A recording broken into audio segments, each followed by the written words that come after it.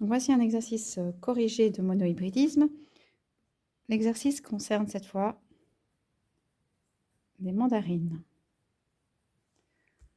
Nous avons trois variétés de mandarines. Une variété V1 qui a une saveur sucrée. Une variété V2 qui a un goût amer. Et enfin, une V3 qui a un goût doux. Donc, nous suivons bien un caractère. Et ce caractère a trois expressions possibles. Quand il y a trois expressions possibles, c'est en général un signe que vous devez penser à un cas éventuel de codominance ou de dominance partielle.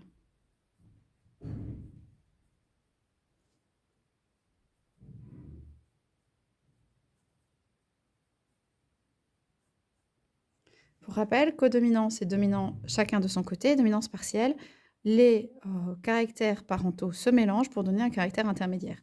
Ici, on a sucré et amer qui donnent doux. On serait du coup pas dans un cas de codominance, mais plutôt dans un cas de dominance partielle. Lorsqu'on est dans un cas de dominance partielle, on va pouvoir supposer, puisqu'on doit le vérifier avec les éléments de croisement qui arrivent un petit peu plus loin dans l'exercice, mais on va pouvoir supposer que sucré est dominant S, amer dominant A, et que doux est la fusion des deux, sucré et amer, SA, les deux lettres en majuscule. Vérifions notre hypothèse. Pour cela, on a dans notre consigne différents croisements. Le premier croisement qui nous est proposé est un croisement entre la variété 1 et la variété 2, et cela nous donne 100% de descendance variété 3.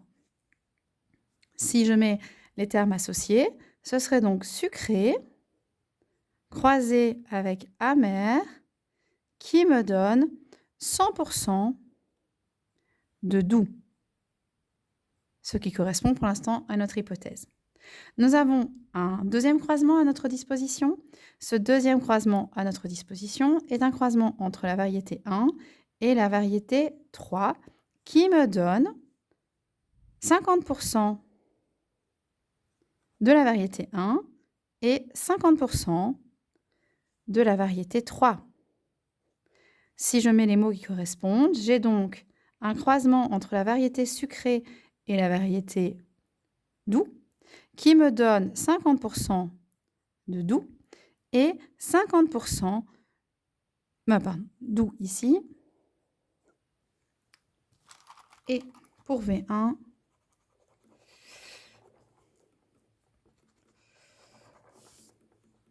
sucré.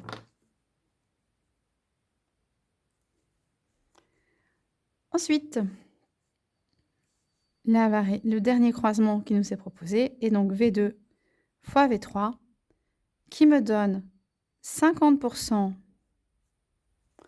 de V2 et 50% de V3 avec les termes, ça ferait donc doux, amer, doux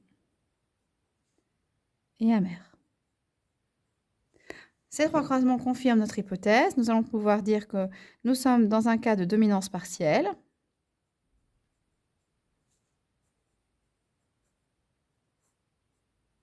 Où sucré sera codé par un grand S. Amer sera codé par un grand A. Et doux par l'association des deux, grand S, grand A. Avec cela, on peut avancer et répondre à la question. Première question, on nous demande d'identifier les variétés de race pure et la variété hybride.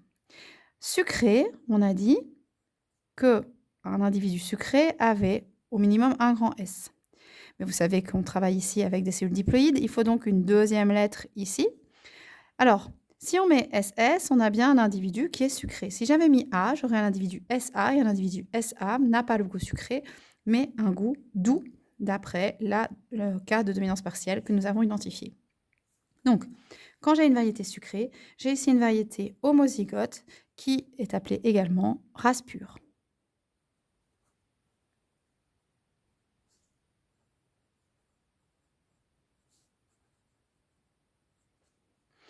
Si je prends maintenant le cas des mandarines amères, elles sont amères car elles possèdent un grand A. Si je mets un S à côté, alors je suis dans un cas d'individu SA ou AS, d'où ce n'est pas ce que je veux ici, je veux un individu amer, il est donc AA, lui aussi homozygote de race pure. Il me reste la troisième variété de mandarine qui est doux. On a dit que c'était l'association, un phénotype intermédiaire issu de l'association de sucré et amer en même temps. On a un individu ici hétérozygote qui n'est donc pas de race pure.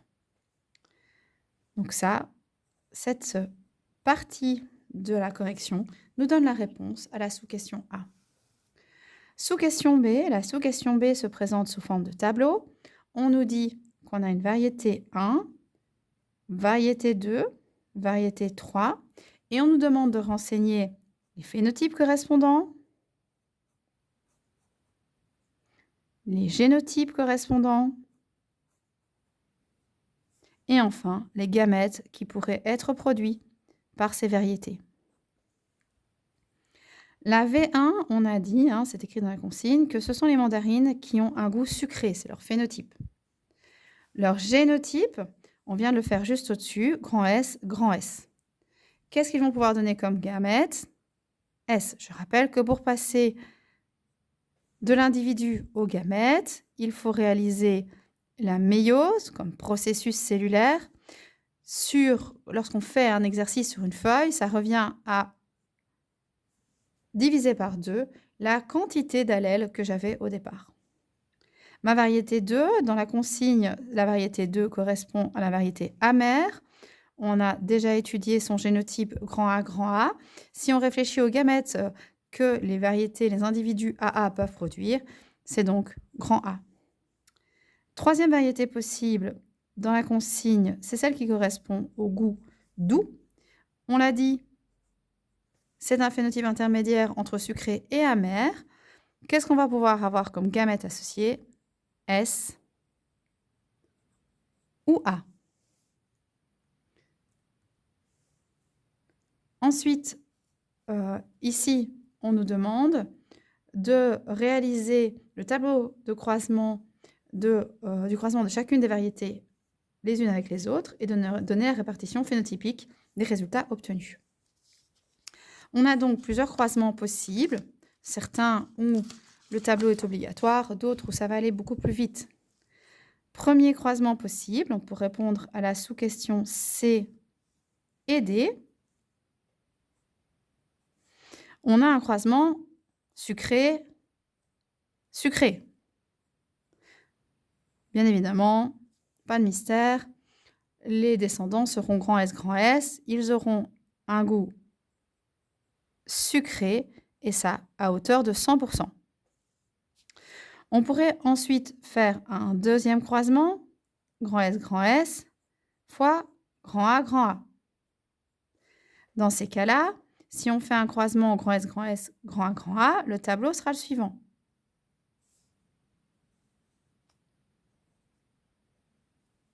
Voici les gamètes produits par l'individu SS. Les gamètes produits par l'individu AA, je vais donc obtenir des individus SA, 100% d'individus avec un génotype SA, ce qui correspond à un goût doux, et de nouveau à hauteur de 100%. Troisième croisement possible, grand A fois grand A, pas de mystère. L'ensemble des descendants sont grand A avec un goût amer, et donc j'ai dit l'ensemble des descendants, j'entends donc 100%. Quatrième croisement possible, un SA avec un SS. Là aussi, on fait le tableau de croisement qui correspond. Je veux obtenir S ou A comme gamète du premier individu, S ou S comme gamète du second individu. J'obtiens SS, SS, SA, SA, c'est-à-dire 50% d'individus SS plus 50% d'individus SA, ce qui correspond à 50% d'individus avec un goût sucré et 50% d'individus avec un goût doux. Si nous continuons les différents croisements possibles, nous en avons un cinquième, qui serait donc un individu SA avec un individu AA. Dans ces cas-là, on va de nouveau faire le tableau de croisement. Je mets les gamètes du premier individu ici, S ou A ou A pour le deuxième individu, et j'obtiens SA, SA, AA, et enfin A, c'est-à-dire 50% d'individus au génotype SA, 50% d'individus au génotype AA, ce qui correspond à 50% d'individus avec un goût doux et 50% d'individus avec un goût amer. Un sixième croisement est possible entre un individu SA et un individu SA.